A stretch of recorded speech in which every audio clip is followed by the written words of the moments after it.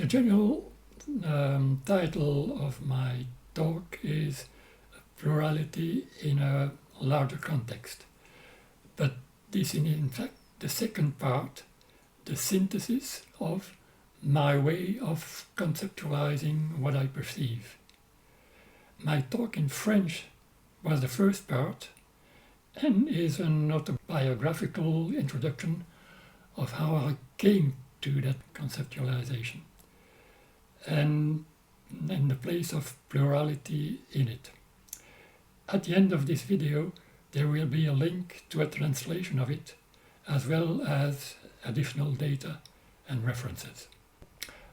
My conceptualization is a network connecting virtually everything with everything. What enables me to do that for everything is giving classical, that's to say binary logic, a much more restricted role than what is usually done, and using an open alternative based on the notion of context. Then using that alternative and the notion of metaphorical deformation to relate incompatible closed systems with each other. But my inspiration came mainly from mostly still minority views, even if they are in the uplift. Many of them are now designated as process philosophy.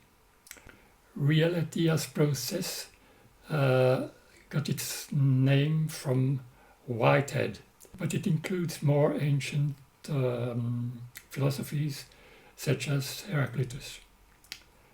My presentation of that is a little difficult because it's quite abstract. And another difficulty is a talk, language, means that I have to linearize a network. So I'll go through different paths, different perspectives through that network. And it means there will be repetitions, but I cannot avoid it. I will start with more familiar aspects, that's to say life. So the first part will be process and natural selection. My formulation of natural selection is first made by Darwin, but there are some variations. I formulate it in a way that it's practically a tautology, and to do that I omit certain parts which are classically included. But well, I will tell the way I take it then.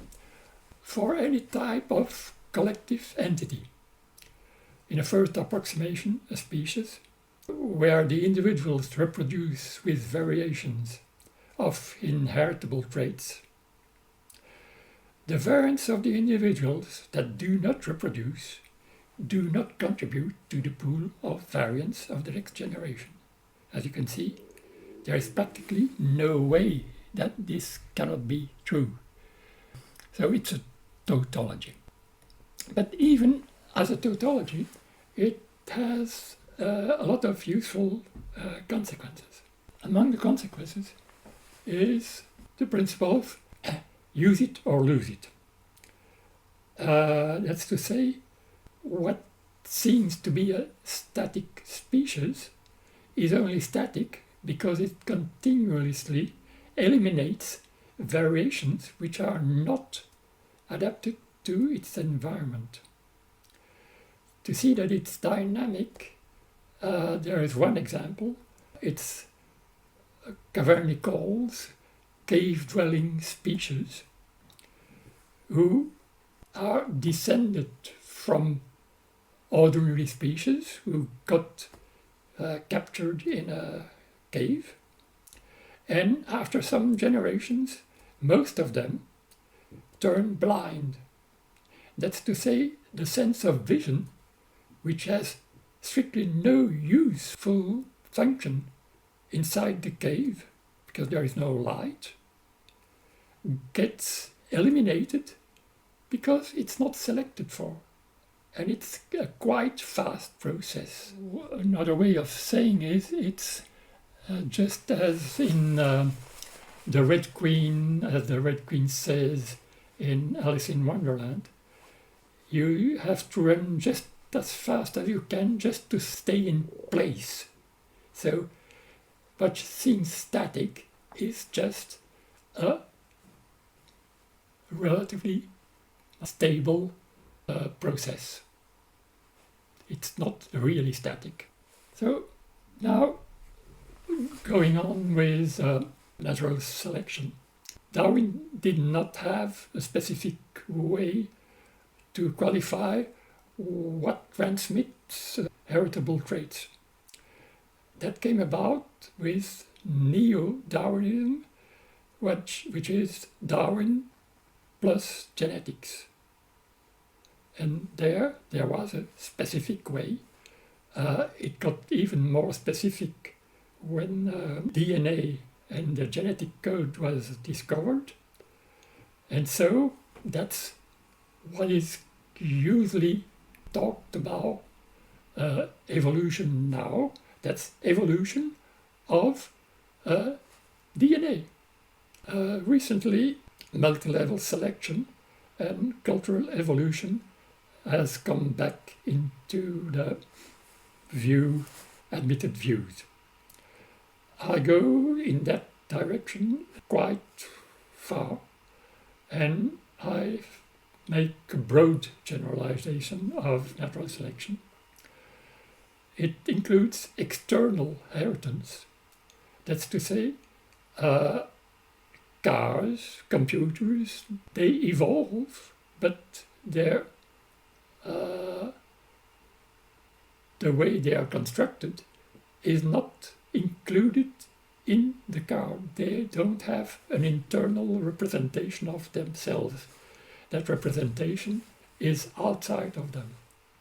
That's for objects, but also for nations, corporations, software. All those evolve, but they are not self-representing till now.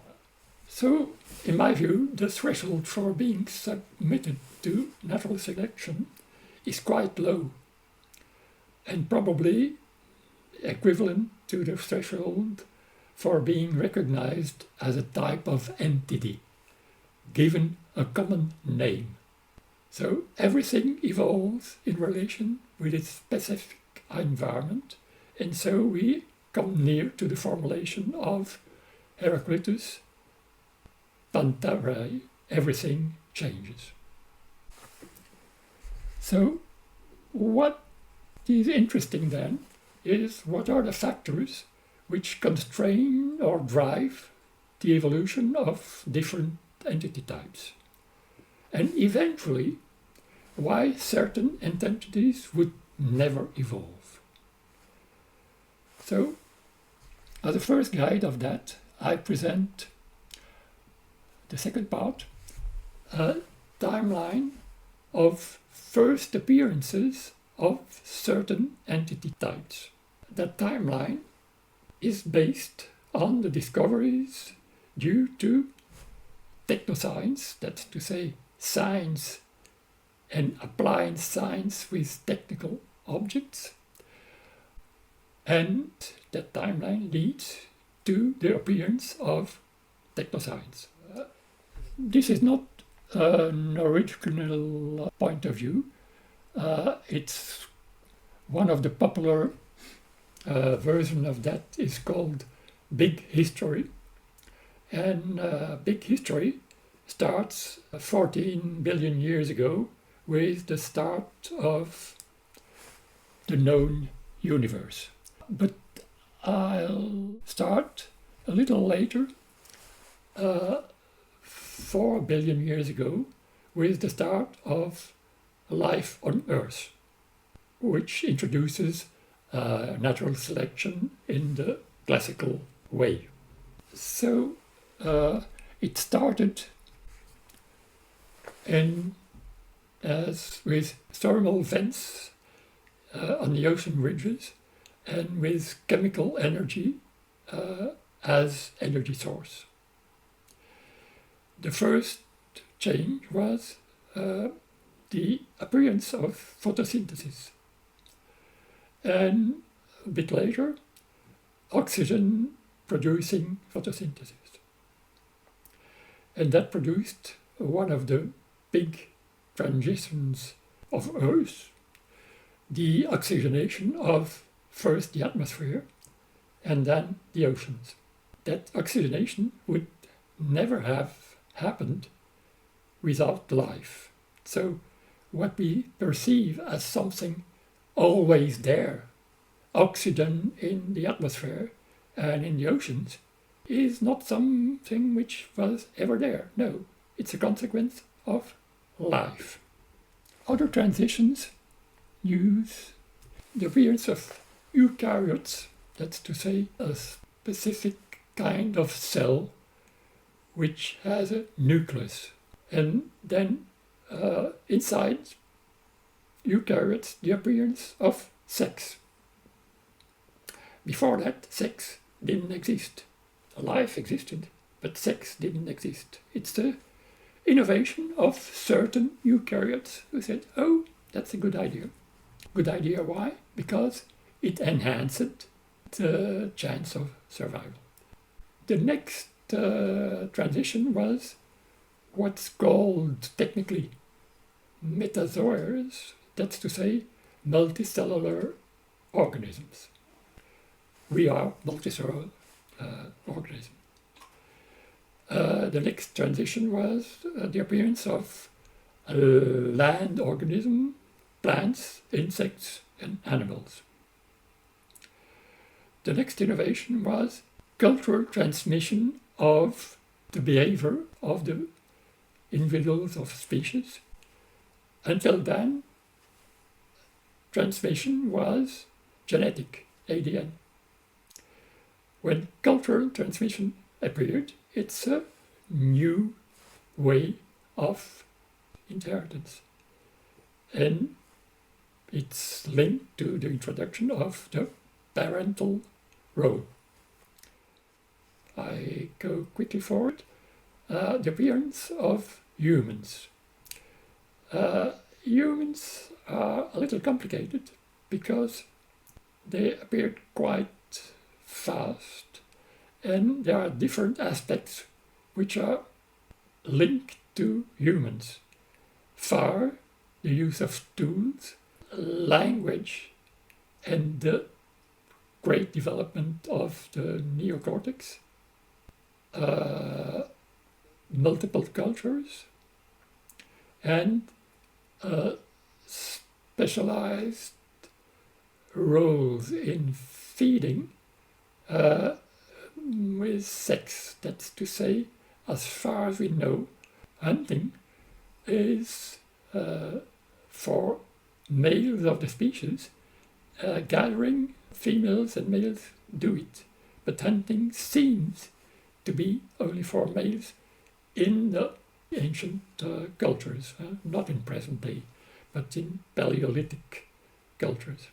Inside cultures, as far as I know, the first change was the introduction of shamans in any form. Shaman is a specific name, but it's used for all cultures which have that sort of function. And that's, as far as I know, the first specific subculture which is transmitted not to the whole community, but of a subset of that community, apart from the difference of sexual roles. The next big transition is sedimentation and the Neolithic. The appearance of cities, and with cities the appearance of gods, of bureaucracy, of armies, of arithmetic, and of writing. All those new things crystallized in one city, Uruk, about 5,000 years ago. A little structural aside for that. It appeared in Uruk, but it also appeared independently in other cultures. For example, in China. And in each of those independent occurrences of cities and all that is when a Neolithic culture transited to introducing irrigation. Each time irrigation was introduced, all the rest came with it. Parallel to that, there appeared another type of what I call hierarchical cultures, such as cities, and that's the Indo-European cultures, which are not city-based. Indo-Europeans were not sedentary. They move. But they move in a special way. They move with chariots and with some beasts to draw the chariots. And so they had a way of accumulating goods without having cities. And that produced another type of hierarchical culture. And what's different is instead of having bureaucracy, writing and such things, it has personal hierarchy. So the Indo-European have a form of hierarchy, but which is different from bureaucratic hierarchy. It's personal hierarchy. The best way to understand that is in a phase of European history, the Middle Ages, a bureaucratic civilization, Rome, the Roman Empire, was superseded by an invasion of Indo-European tribes, which had a personal hierarchy model of power, and it's called the feudal culture, feudal society. So in Europeans, it's not called feudal because that's linked to the Middle Ages, but it's that type of power relationship, hierarchical power structure. Another event, which is a little fuzzy but quite important, is what is called the actual age. It's the appearance in different cultures of a sort of counterculture to raw power culture, to raw hierarchical power structures. It takes many different aspects. So the concept is not very clear and many people don't like the concept. But in a way or another, it's the introduction of another point of view on society, something which could be called morality versus pure power, versus the principle might is right. Point of view, I say, no, might is not always right. There's another point of view. A next transition, which is quite specific but useful for what leads to our societies, is what happened in ancient Greece. What happened in ancient Greece is an Indo-European culture which has Indo-European gods and all things like that. And that society coming in contact and rapid transition with hierarchical city-based culture. and in a specific form of that, that's to say, a monetarized culture, where everything is exchanged with money. Bureaucratic cultures function with notion of debt, but it doesn't mean everything gets into that system. But in a monetarized society, it does. So the shock, what happened in Greece was quite brutal. Gods who determined how things go, to money determines how things go. And that was the reason of the introduction of philosophy, science, and then technoscience. But the details of that I'll tell in the next part, which is the third part, models of reality. So I start more or less in the same way as the timeline, but concentrating on what it means for existing models of reality. We start with unicellulars. Unicellulars have a constructive self-model.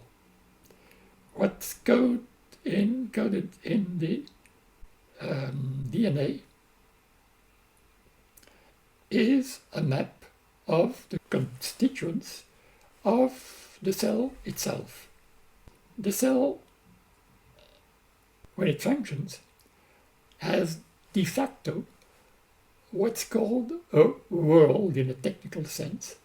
That is, the part of the environment which is modeled by the parts of the cell.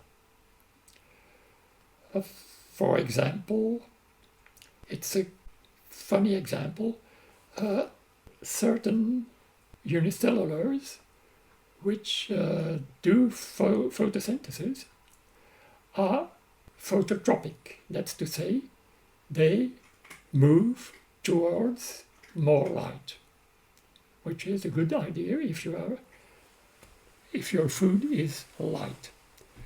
But for certain simple unicellulars, there is no explicit representation of light.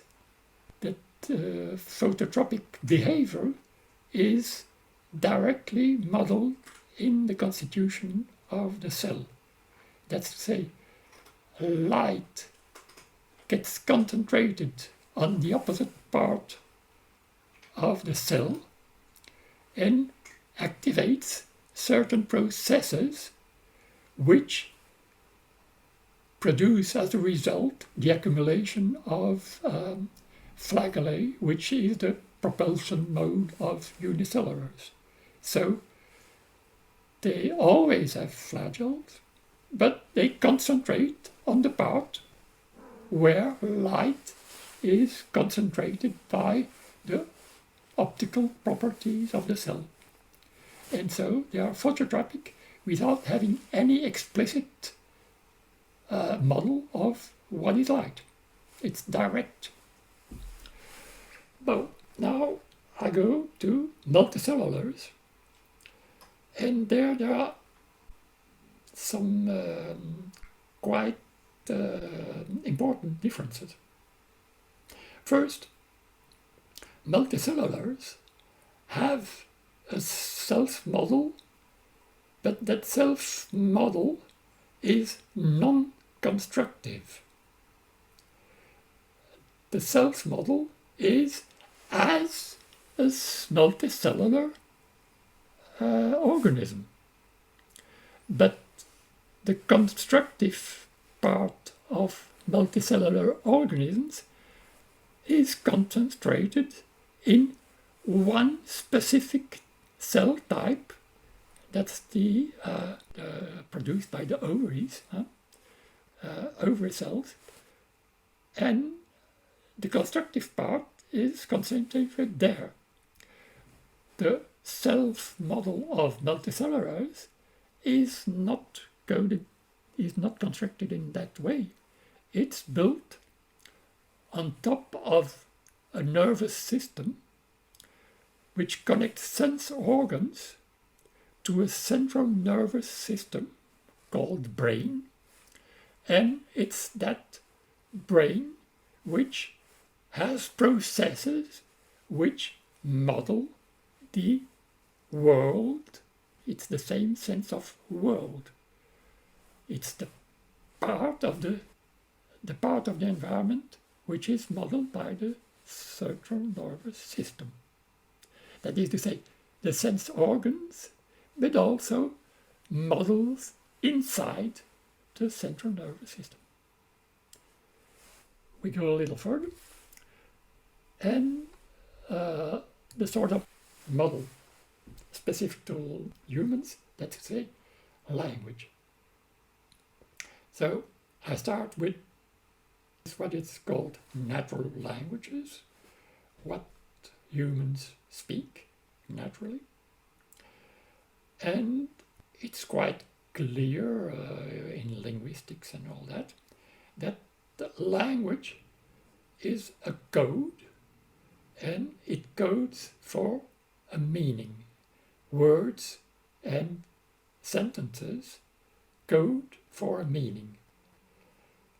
And the meaning are thoughts.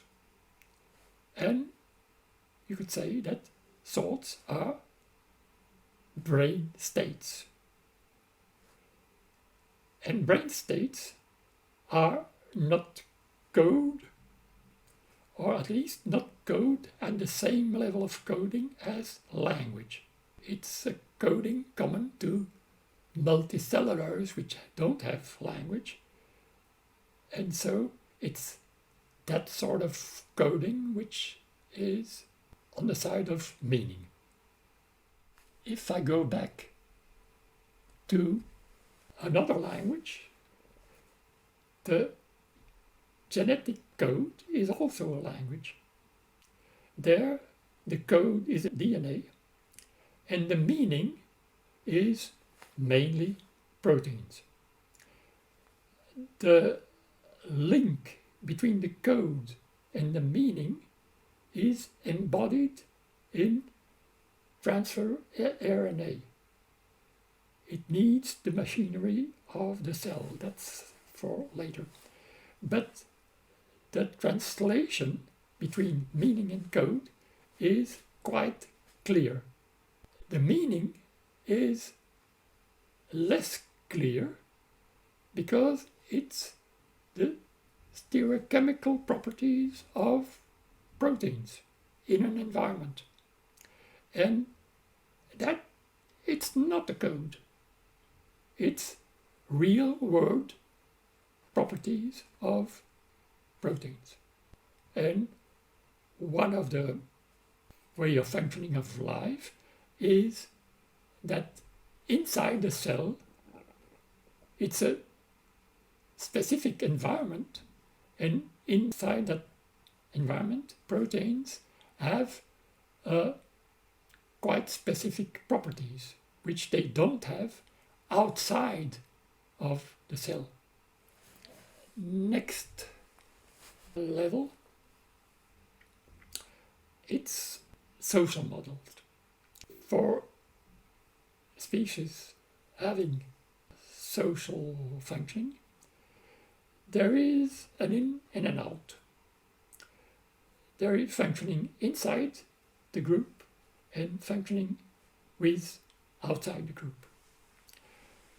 Inside the group, exchanges follow a sort of code, if you want, which is a gift. You give to people in your community, and people in your community give to you. If you have exchanges outside of your social group, then you barter. It's an immediate exchange. And what's the difference between the two? In a gift, you entertain a mode of solidarity. If somebody needs something, you give to them. It's not an exchange. He doesn't have to pay you back because he's inside the gift economy. In the barter, that's when you have chance encounters with other people which are not in your group. Then it's an immediate exchange, and it's one thing for another thing, and it's closed. No more exchanges after that. Evidently, there are other exchanges which are non-regulated exchanges. That's predation, either as a predator or as being predated on. But that's outside of those regulated modes. So, when cities appeared, there is a change in those social models. Now we have a sort of in-group, which is the city, which is not a solidarity group. So you exchange with people inside the city with a sort of barter, but which evolved progressively into money. The intermediate is debt. You are indebted, and when you are indebted, you count how much you are indebted. You have accountants to do the counting.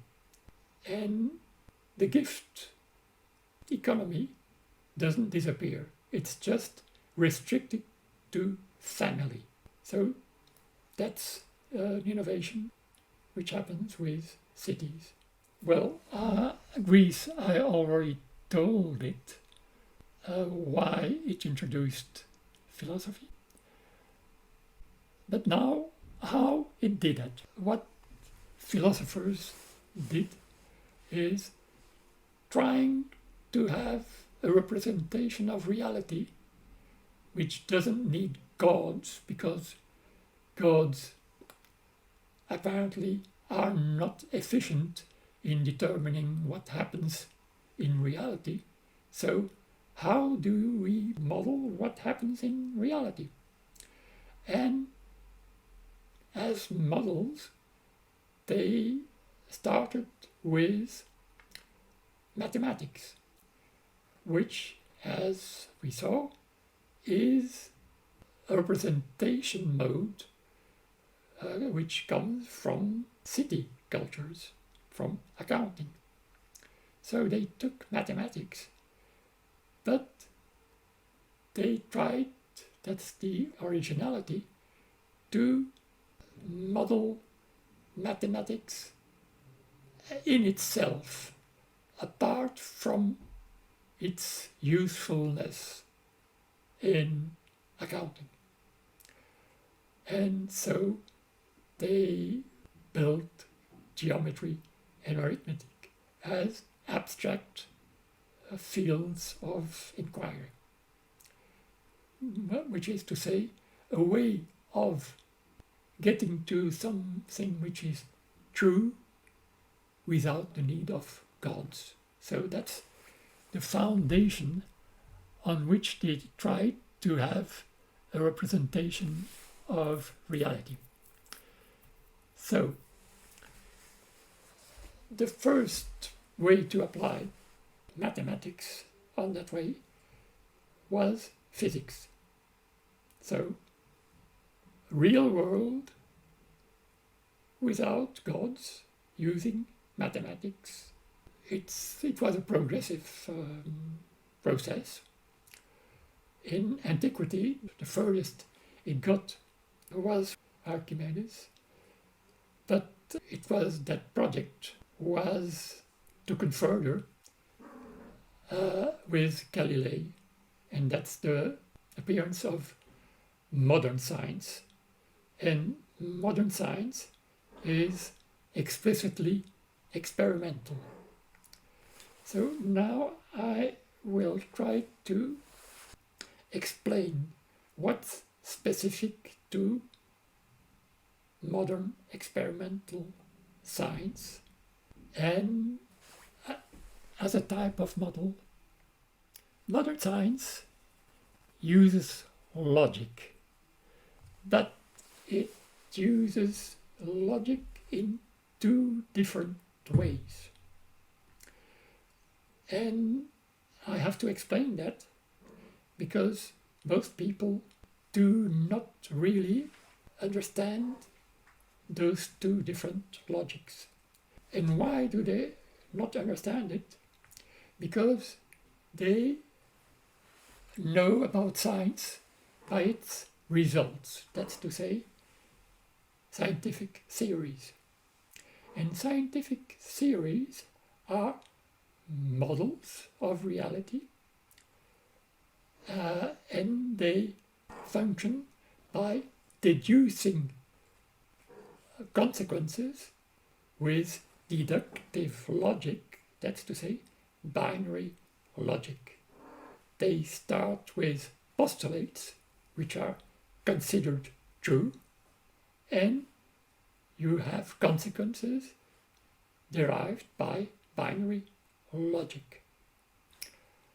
But that's the result of modern science.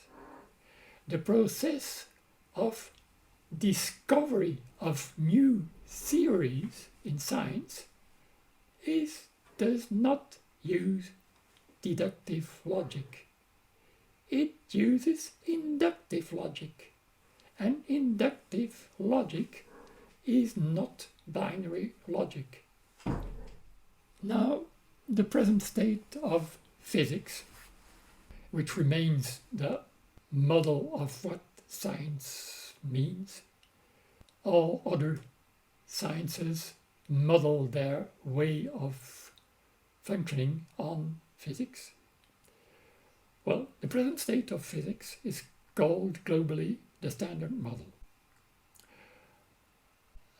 which uses two more specific models, general relativity and quantum mechanics,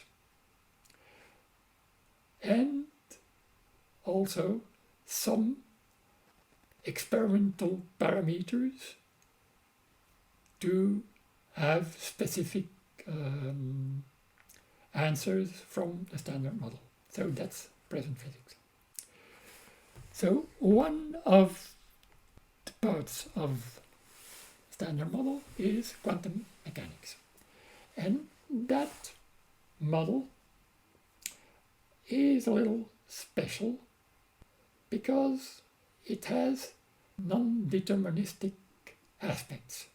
For most physicists, that non-deterministic aspect is unavoidable. So how do we interpret that non-deterministic aspect is now important.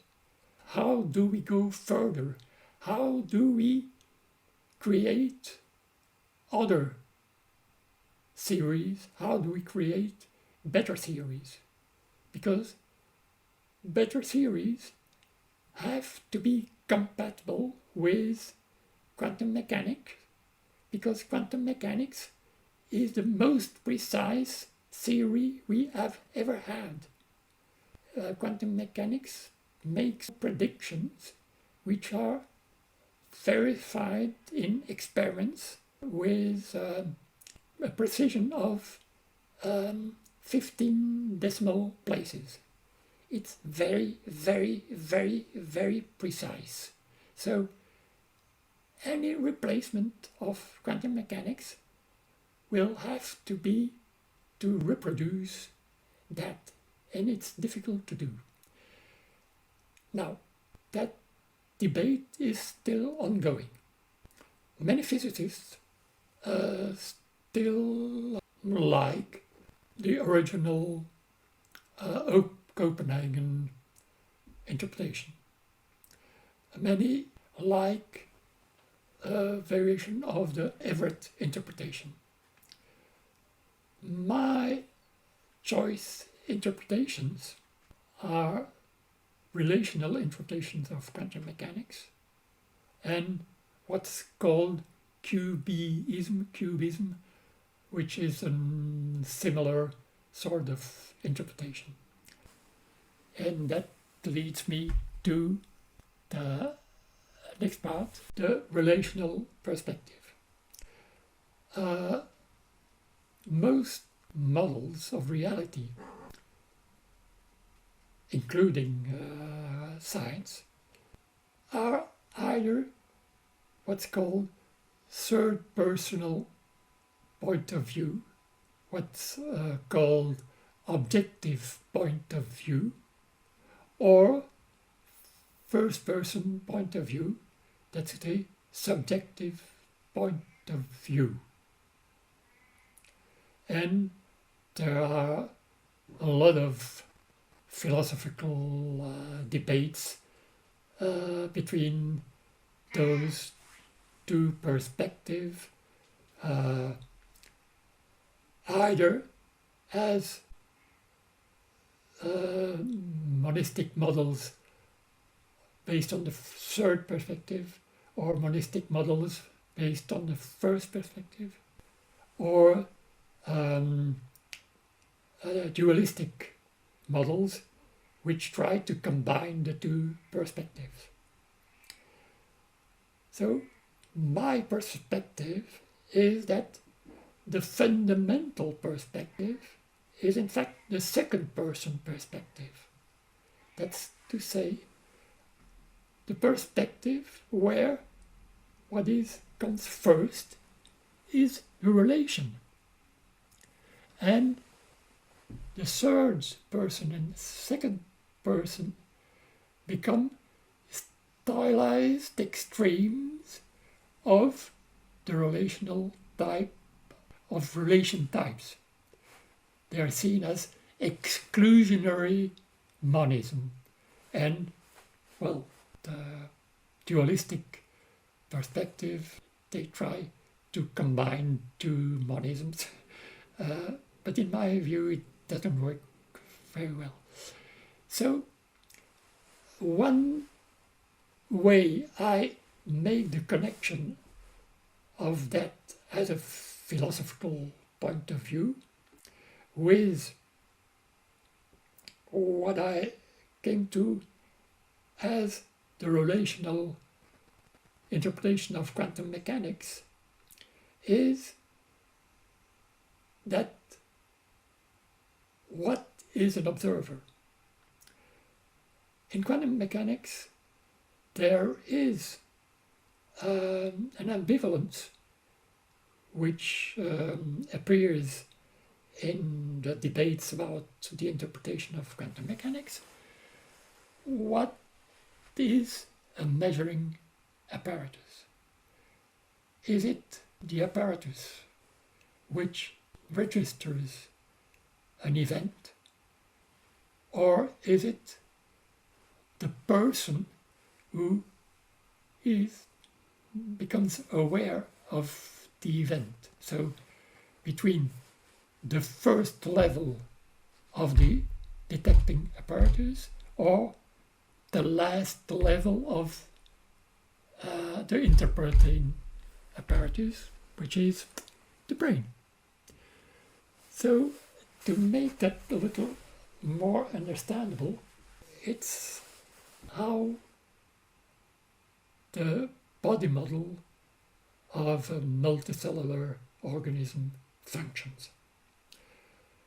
And that is to say, the model of the body is in fact dynamical. What is included in the body is what is linked to the body and has an effect on the outside world. So the body model is automatically an extended body model. to illustrate it is how blind people use a stick. They use the stick to feel their environment. When they use the stick, what they perceive is the spot in space where the end of the stick touches something. They don't feel the contact between their hand and the stick. So that's the meaning of extended body. There have been experiments in animal psychology, experimental psychology, with brain scans and all, that it functions the same way in monkeys when they use a stick to get something. So it's not an imaginary way of putting it. It's really the body model of multicellular organism functions. Expanded body is the way it functions. It's not an hypothesis. So, if I go back to what all that means, is that in the present cultures, technoscience functions as the extended sense organs of humans, if you want. So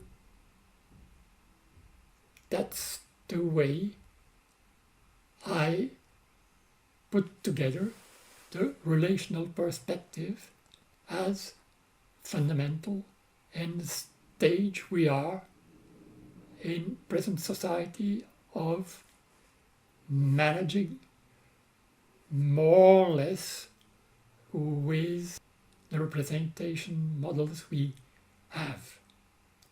And if it's not clear, I think we have to go a little further and incorporate that relational perspective instead of using mainly third person and first person perspective. We have to do that at a social level. A little next part is what I call a pattern. That's to say, if I take that relational perspective, what is the greatest frame inside which perspectives can appear? And my opinion on that is that greatest frame must by necessity be open and not closed. And that's why I like to use the name apeiron, which is the name used by an ancient Greek philosopher, Anaximander. And the meaning of apeiron is quite clear. It's the privative a, so not, and peiron, which is the same root as periphery. That's to say, the whole word without periphery.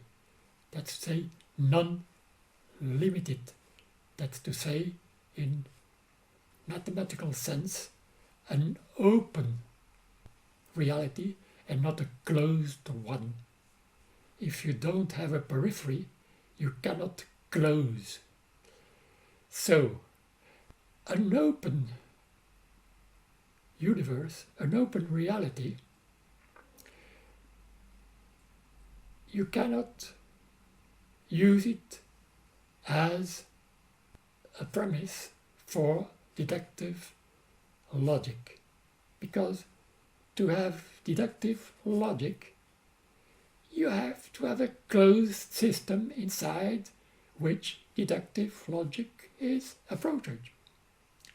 So when it's not closed, you don't have that. So the only logic at that greatest frame level is non-deductive logic.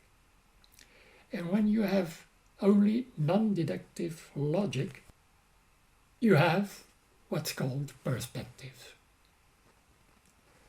That to say, more or less closed approximations of an open world. So the best way to do that is to have multiple different approximations instead of only one approximation. So that's another way of what I told in relational perspective, but it's another way to say at the greatest level it's the only game in town. You don't have a closed world inside which to play games. You don't have that. So multiplicity is mandatory. If you don't do that, it's craziness. Thinking that you are in a closed world when in fact you cannot be in a closed world. The next part is to go a little further in the phenomenon of emergence as a process. So I go back to the examples I already gave. That's to say, how multicellulars add to a representation of the world at the multicellular level. They did it with a nervous system and a central nervous system, the brain. But what was produced as a model for that? It took some time. That's what happened in the transition between the Ediacarian fauna and the fauna of the Cambrian, and that period is described as the Cambrian explosion, because the variety of fauna in the Cambrian period is much greater than that of the Ediacaran period, which itself was much diverse, much more diverse than what was before the Ediacara. So what explains that explosion of variety? So technically it's the three-dimensional model of reality. And the three-dimensional model is, in a certain sense, linked to the appearance and perfection of the visual sense.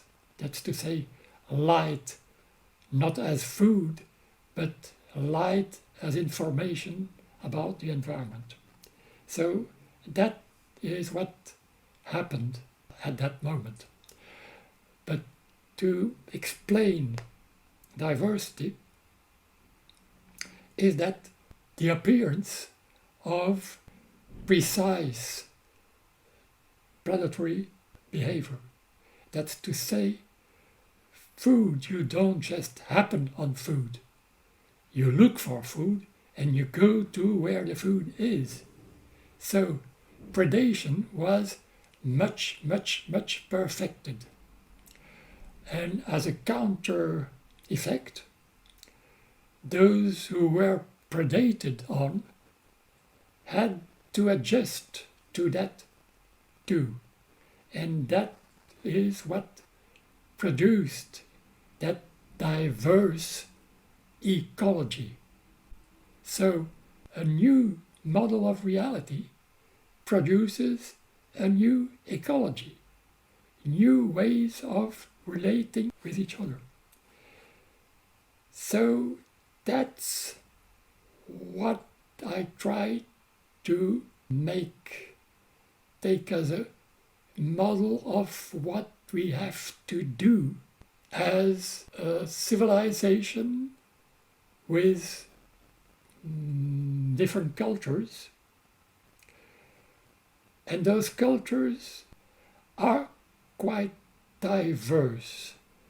So, well, it's a distinction I like to make, is that there are infra-species cultures and supra-species cultures. So infra-species cultures are, for example, national cultures, tribal cultures, scientific cultures, and all that. Supra-species cultures are what has been developed in cultures in religious or spiritual cultures who talk about things outside of human culture. They talk of influence and so and so and so and so. Evidently, in the materialistic monoculture, that is not a problem, because all those cultures are, without much discussion, put outside of reality and inside of imagination. So there is no need to have a better model of something which is just imagination and has no importance for what is reality. But if you do not imprison yourself in a materialistic monoculture, then those cultures are perspectives which can, and I think do, give important inputs on what a global multiculture would have to be. Now, why does a global multiculture have to be? Because the present-day human cultures seem to be unable to decide at a global level.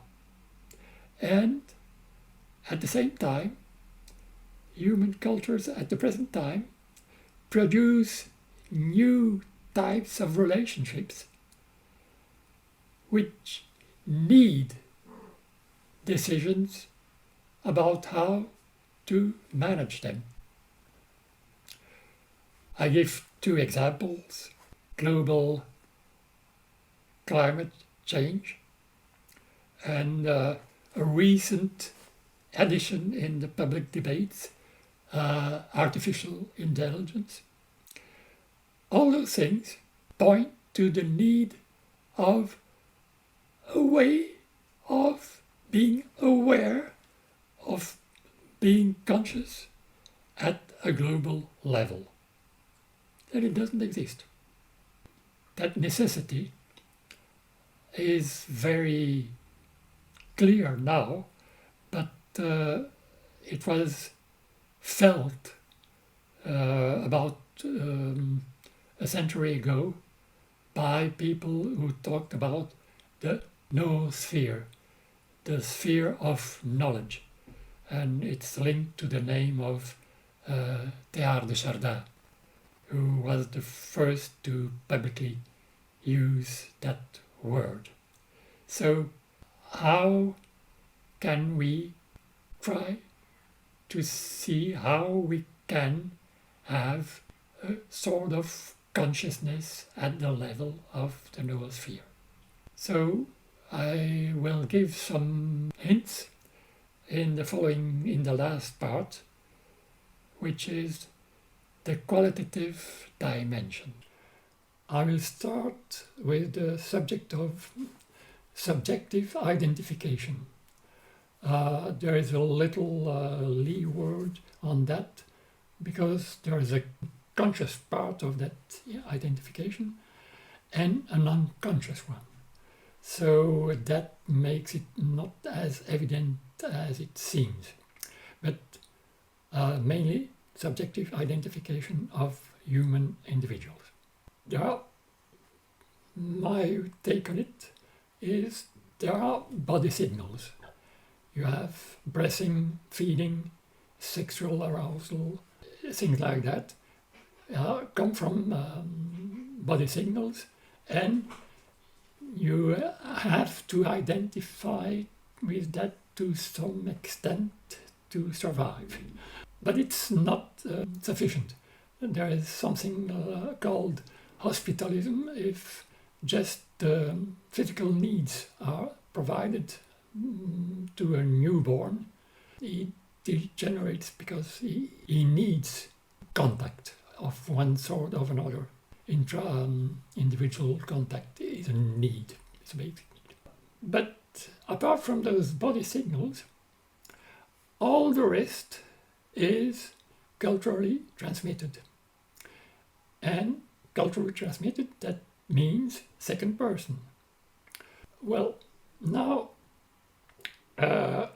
if you combine those two identifications, you can separate it in an individual part, psychological structure, character, and supra-individual, how the individual is inserted in groups, social groups. Social groups can be family, a culture, a nation, a religion or a philosophy, a class, a gender. All those things, all those groups are culture. And what is quite evident if you look at it, those group affiliations manifest themselves depending on the context. In a family context, you will tend to identify with family. But in a job context, well, there are other affiliations which will manifest themselves. So, with all that, we have a subjective identification and also objective dependencies. What we consume, what we depend on to continue existing. Consuming includes food or just water and anything. You need that.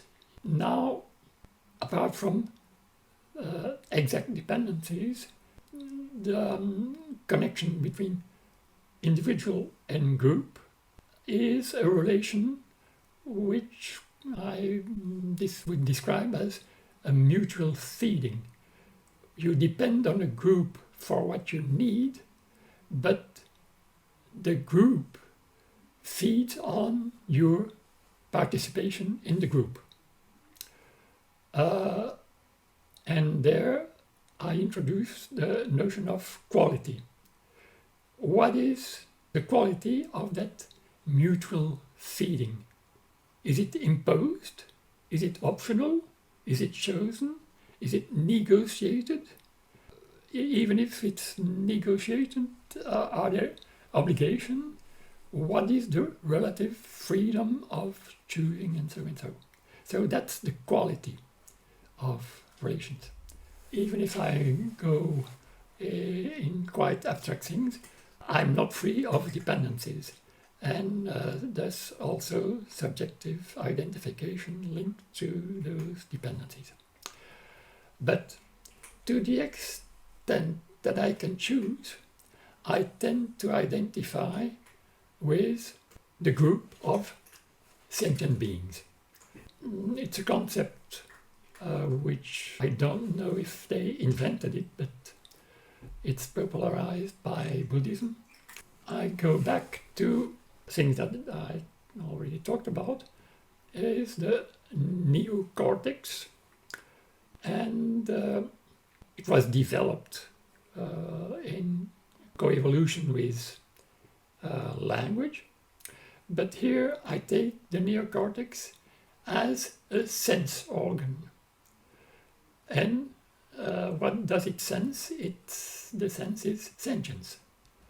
So I take the brain as a sense organ. What I already talked about is the brain furnishing three-dimensional picture of the world, of the environment.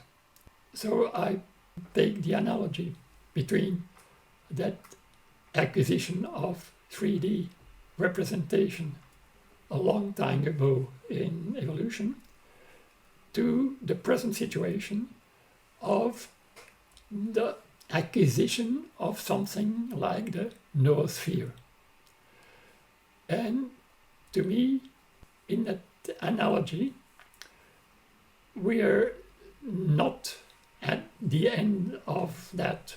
We are not at the stage of Cambrian explosion where the results of the three-dimensional model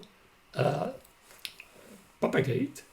I feel we are still at the Ediacarian stage where there is vision, there is some sense of dimension, but it's not a coherent three-dimensional model. It's not a coordinated three-dimensional model. So for me, subjectively, it's at that stage of reaching the noosphere that we are.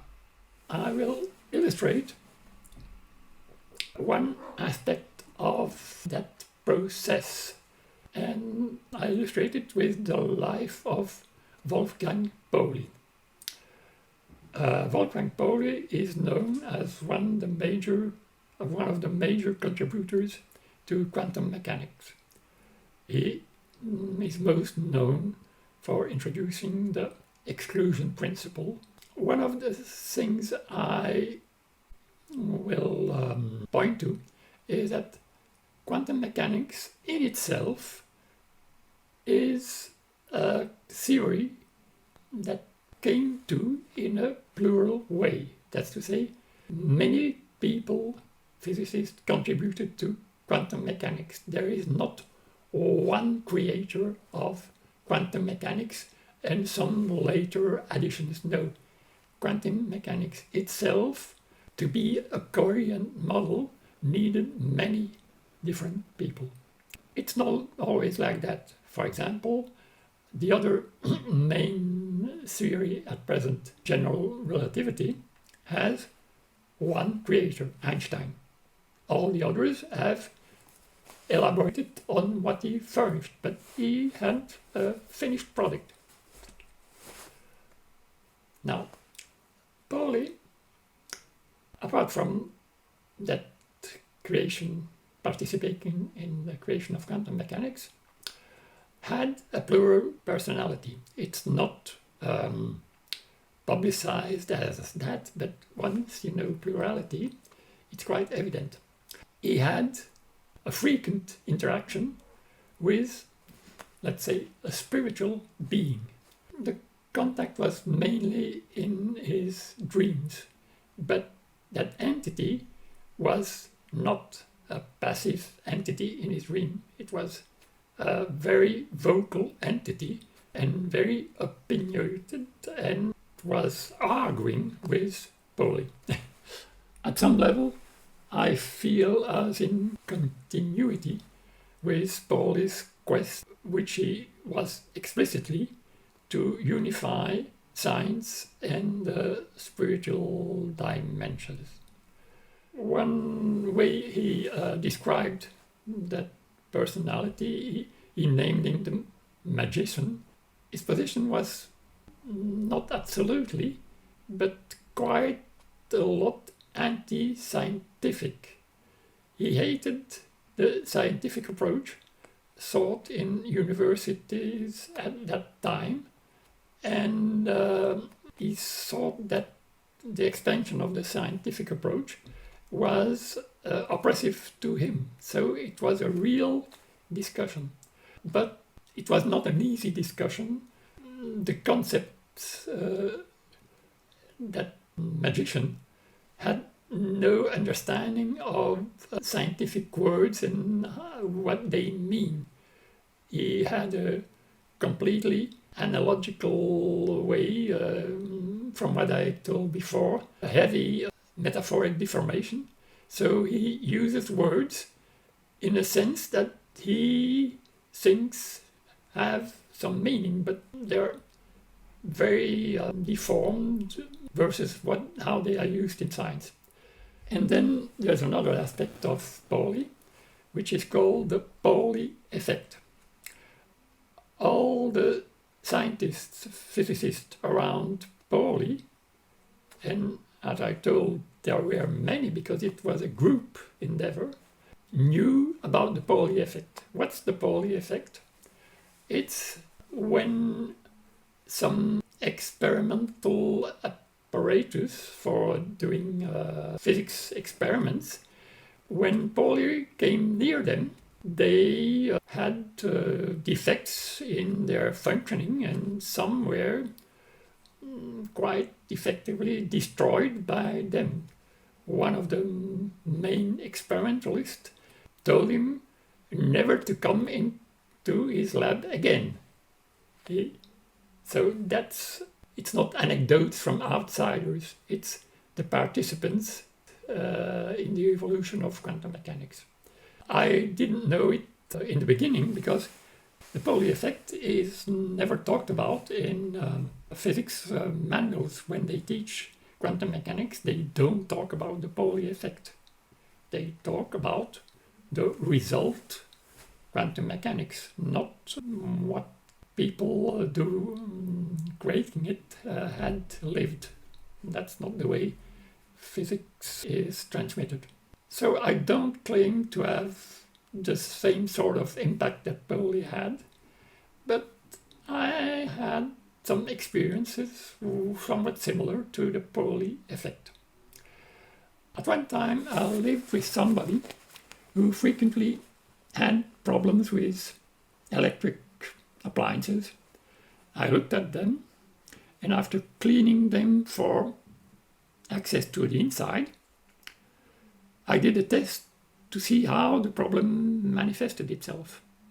And often, there was no problem at all. Just by looking at the appliance, the problem was solved. At that time, I named that phenomenon psychomechanics on the model of psychosomatics. Now I could tell it's a sort of weak variant of the Pauli effect. On my own, that's to say, not with other people, I often, in situations where I have to take hasty decisions in the configuration of electronics and computers, I break things. I don't do it on purpose, but I do some impulsive action and I destroy electronics. So that's the negative side in my experience.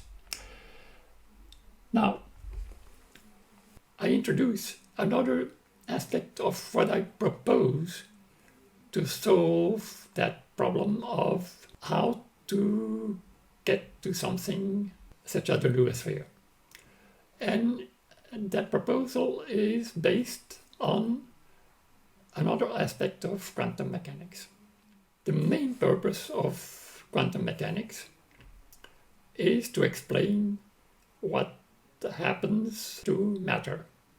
So it studies the interaction between material systems. And those interactions are linked to exchanges of energy. And energy in physics is something very precise.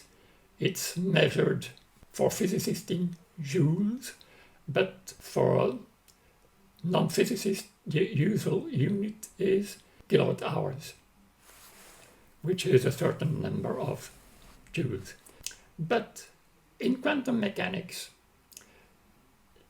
there is one aspect, the aspect that didn't go well with Einstein. That's the non-physical correlation aspects. And Einstein didn't like it, and he was persuaded that it was because the quantum mechanics was not complete, and then he was searching for a more complete theory which wouldn't have those non-physical correlations. He called them spooky action at a distance, and to him it was no good. But those spooky actions at a distance were confirmed by experiment. The first quite conclusive experiment was done by the French physicist Aspect in 1981. It was important for me because it was a confirmation that I could take quantum mechanics as a starting point. So if we take those two aspects, the material world is what is perceivable by human outer sense organs, the five senses, but extended with technoscience instruments. So we don't have only the eye, we have telescopes and microscopes and so and so and so. So the material world, which is perceptible through those instruments, is much wider than with our innate five senses. But it's an extension of the same mode of perception. That's to say, three-dimensional space plus time. The other part, the correlation part, could be named the spiritual world. It's not perceived with our outer senses, but in an inner sense organ, mainly the brain. And it is extended with meditation instruments, ways to meditate. And that sort of extension has been the main purpose of Eastern philosophies. And as I told, I started quite soon, quite early, to study those Eastern philosophies. So it's two different extensions. Extension with outside instruments and extension with inside instruments. So another way for me to describe that sort of duality is the material world is similar to the skeleton of a living body. The skeleton gives a relatively stable structure for the body. But the living body, which in the analogy would be the spiritual world, is what are the potential and the choices for moving the skeleton. So, but that's if you start from the skeleton perspective. If you don't start from that perspective, it's just life. which has a physical part and a non-physical part, but it's just life. Now, to get back to the problem of perspectives, the brain is, in that perspective, a sense organ for access to the spiritual world, to the non-physical world. But itself is a physical structure. And my conjecture, what I think, is that all spiritual experiences have a sort of need of what corresponds to a material body to give it structure. I'm not absolutely sure of that, but that's the way I feel it. So to have a sort of complete picture of the spiritual world, each perspective is anchored to its physical substrate, which it needs in order to structure its perception. So to have a more complete, a more accurate representation of everything, you need to combine different perspectives. If I go back to the analogy of the human body, that's what the brain does in the functioning of a human body. It makes the correlation between the signals provided by the outer world senses. It's the combination of that which is the nature of the consciousness provided by a brain. That's what that apparatus produces. But what it produces is access to the non-physical world. So I hope it's more or less understandable. So if I take that together and try to reapply it to the idea of noosphere, the physical part is something which is analogous to the nervous system, and the analogy is quite easy to make. It's something like what at present is the internet. That's to say, connection at a distance with electrical means. And if I go further into that, there is a saying of an old computer manufacturer, which doesn't exist anymore. It was Sun. And the slogan was, "The network is the computer." And with the introduction of artificial intelligence, that would be more or less what is similar to the nervous system in the body. But then there is another duality. It's between individuals and groups. So for us, the noosphere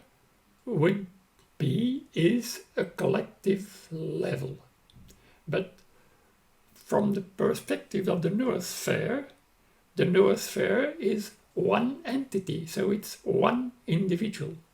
And the noosphere is an individual in a precise way. That's to say, the Earth is a natural boundary. In physical space, the Earth is a natural boundary. Different planets are different boundaries. The stellar system, galaxies are natural boundaries.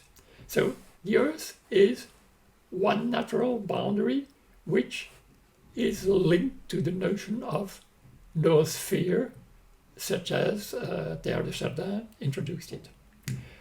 But the noosphere, the Earth, is isolated if you look at it on the physical level. If you do that, And as physicists do that, it's called the Fermi paradox. Fermi was a physicist, and he formulated that paradox is as the world, the cosmos, as we discover it with astrophysics, is really, really, really big. Where are the signs of other sentient beings? It would be extraordinary that we are the only planet in the whole of cosmos which has sentient beings. So where are they? That's the Fermi paradox. But if you take what I call the spiritual space, then the Earth is not separated, because that's just a physical separation. Correlations are not bounded by physical distance. So the noosphere is just the part of the null space, which would be the whole spiritual dimension. The noosphere is just the part of null space linked to the Earth. So the noosphere, taken as an individual, would have social relations with other noospheres linked to other physical bodies. So then I come back to one of the aspects, that those correlations are not limited by the speed of light.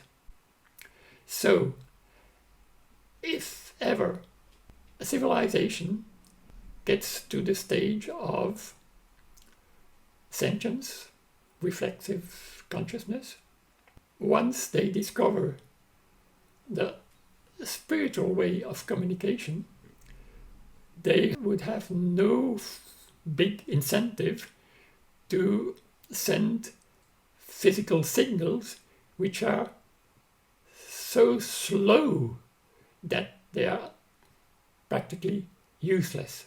But then there is another aspect of that mode of communication which is insisted on by physicists, is that correlation mode of communication cannot be used to send signals.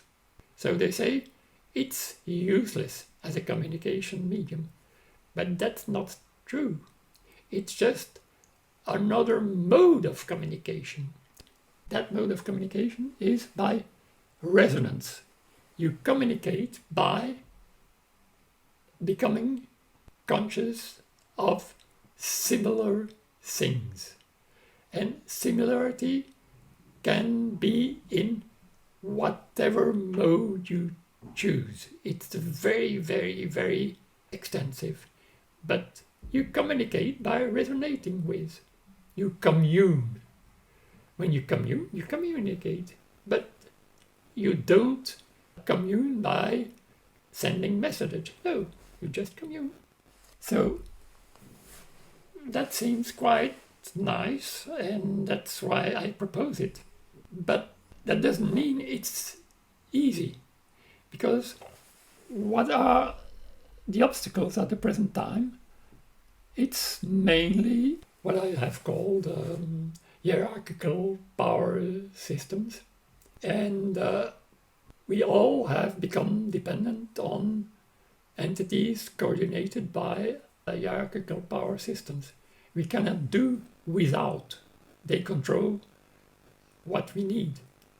So, and those hierarchies compete for supremacy. So you have nations, cultures, religions, money, science, bureaucracy, all those things are hierarchical structures.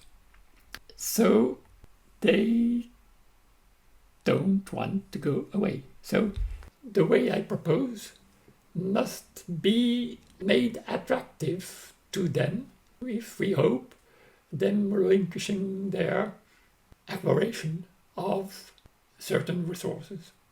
there is another aspect of that difficulty, is that an obstacle to having consciousness, awareness, is trauma.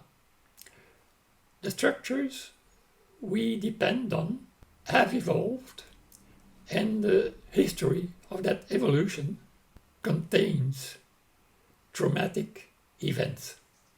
So, traumatic events where we were the victim, and traumatic events we were the actor. So, becoming aware entails accepting, understanding those trauma. So it's not an easy way. But I think it's the only way where we on this planet can survive. When I say it's not easy, at the same time, not that hard, because each entity can and must contribute at their situational level. I have explained all this from my situational level, and in the biographical part in French, I have mentioned some of the trauma with which I have to live. So what I tell, it's not an abstract point of view. That's to say, I'm not a model that other people would have to follow. No. What I contribute from my perspective is what I call, I'm a map maker. I produce, I evolve from existing conceptual tools. I conceive new conceptual tools. That's what I make. And one of my models on that way is one of the greatest map makers of history is Mercator, who incidentally has lived in near, sometimes in, but near Antwerp, where I was born. Mercator is known for his contribution, which is the Mercator projection for producing maps. The quality of that Mercator projection is, in fact, simple. You project the surface of a sphere on a cylinder, which is tangent to the sphere, and then you unfold the cylinder, and so you have a flat map. And that flat map has the property that when you go straight on the sphere, what's called a geodetic path, that's to say the shortest path between 2 points on a sphere, well, those geodetic paths on Mercator projections are straight lines. So for naval navigation, the Mercator maps, the Mercator projection is very convenient. When you want to go the shortest route, you draw a line between the 2 points and it's done. No need to make deductions or so. So even now, Mercator projection maps are used in navigation because it's so convenient. There is drawback from the Mercator projection is the further you go from the equator, the greater the deformation. And the poles, the North Pole and the South Pole, are not included in the map, because if you want to include it in the map, it's at infinity. So you cannot include it in a finite map. So it's not an ideal map. So that's the sort of reminder I had. I propose maps which have different qualities and different defaults. And what I say is use different maps. Use the map which is useful for the task you have. Don't take one only map. Don't only take the Mercator map. No. Take the map which is best suited. Well, that's all.